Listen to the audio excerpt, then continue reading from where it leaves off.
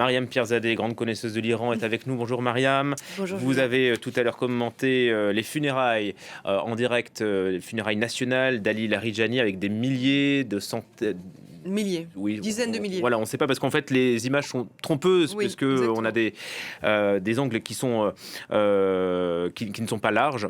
Quel est le message du régime? C'est encore une image de défi. Alors, il y a 2 choses à retenir de ces, funérailles, qui encore une fois sont plutôt un événement. Vous savez, dans ces cercueils, il n'y a pas les corps en fait. Ils ont déjà été enterrés puisqu'on C'est de on l'affichage. enterre au lendemain, de la mort et puis, commence un deuil de 40 jours. C'est une démonstration, de force, montrer qu'il y a encore des partisans du régime qui ne veulent pas de cette guerre, qui veulent de cette république islamique à la tête de l'Iran et ces images sont retransmises à la télévision, d'État qui est liée aussi à la république islamique et évidemment, ceux qui s'opposent à la République islamique, qui sont une grande majorité aujourd'hui en Iran, eux n'ont pas le droit de manifester. Mais ce qui est 2 choses à retenir. La première, c'est qu'il n'y avait pas de grandes personnalités du régime à ces funérailles, à la différence du vendredi 13 mars, où Ali Larijani, on en a beaucoup parlé hier, est apparu pour la dernière fois en public pour cette marche hostile à Israël qui s'appelle la marche Al-Quds, qui a lieu chaque année. Il y avait vraiment toutes les personnalités de la République islamique, en tout cas une grande partie des personnalités de la République islamique connues qui étaient à cette marche. Là, cette fois-ci, il n'y avait personne. Deuxième chose, ils ont agrégé plusieurs commémorations. Celle d'Ali Larijani et de son fils, parce qu'ils sont morts dans la même frappe, et aussi de Rolam Reza Soleimani, donc le chef des Bassidji, avec la commémoration pour ces 80 officiers de la marine qui ont été tués, on s'en souvient, il y a plus d'une dizaine de jours maintenant, par une frappe de sous-marins américains hors zone de guerre, puisqu'ils partaient de l'Inde. Et donc, ça a été plutôt effectivement une démonstration de force, montrer qu'ils n'avaient pas peur, que cette population n'avait pas peur, mais encore une fois, aucun dirigeant n'était à leur côté.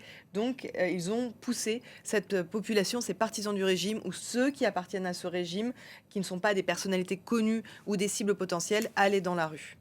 La nuit dernière, c'est le ministre du Renseignement Ismaël Khatib qui a été éliminé. Comment est-ce que les Israéliens choisissent leurs cibles? Ils ont une liste? Alors, ils ont une liste. Il y a également une liste qui a été faite par le département d'État américain avec une récompense de 10 millions de dollars à la Ouais. clé pour des renseignements sur plusieurs personnalités.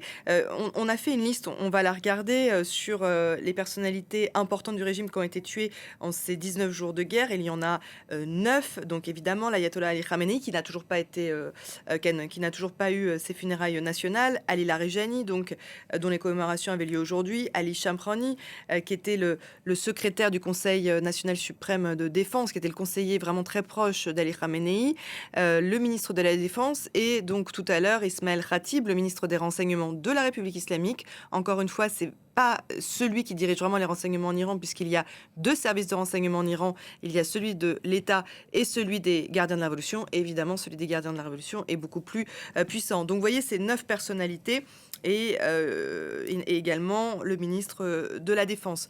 En fait, les Israéliens fonctionnent beaucoup avec des renseignements humains, ce qui leur a fait défaut d'ailleurs pour le 7 octobre 2023, où ils ont manqué de renseignements humains, Donc des à la taupes. différence des Iraniens ordinaires qui leur donnent des informations. Ils ont mis en place une sorte de canal Mm. pour que les Iraniens puissent donner des informations. Et c'est comme ça notamment qu'ils ont pu tracer Ali Larijani ou encore plus récemment Rolam Reza Soleimani.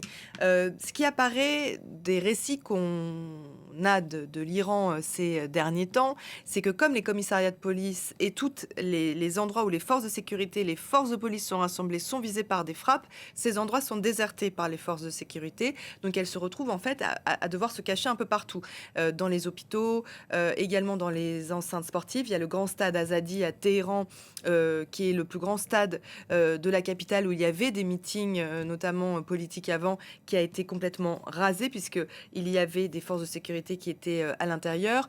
Moi, on m'a rapporté que des forces de sécurité se cachaient également dans leurs voitures la nuit, dormaient dehors pour ne pas se rendre dans les commissariats de police. Et effectivement, c'est des renseignements qui permettent de pouvoir identifier les cibles. Et aussi une très forte mobilisation des drones de surveillance, puisque régulièrement, notre correspondant Siavash Ghazi nous parle de ces bruits de drones incessants au-dessus de la ville de Téhéran. En fait, c'est des drones de surveillance. On sait aussi, ça a été documenté par la presse américaine, que les Israéliens ont réussi à hacker toutes les caméras de surveillance de circulation de la ville de Téhéran, donc pour suivre Donc contre les les opposants, mouvements.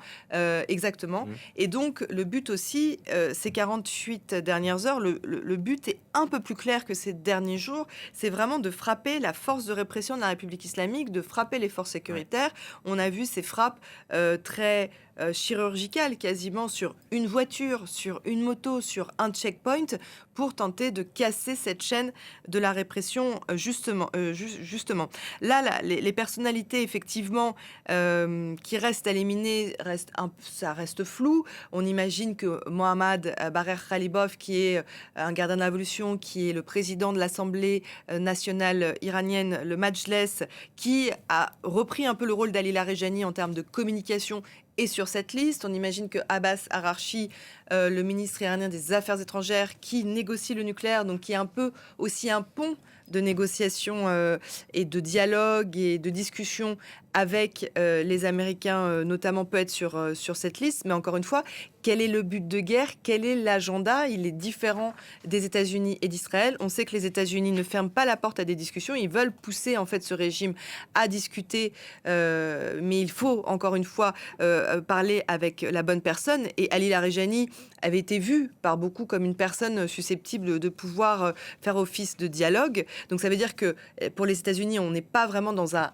changement de régime assumé. Par contre, pour les Israéliens, c'est très assumé. C'est un changement de régime. C'est de casser cette chaîne de la répression dont je parlais à l'instant pour pousser la population iranienne à redescendre dans la rue pour manifester. Merci beaucoup pour ces points, Mariam.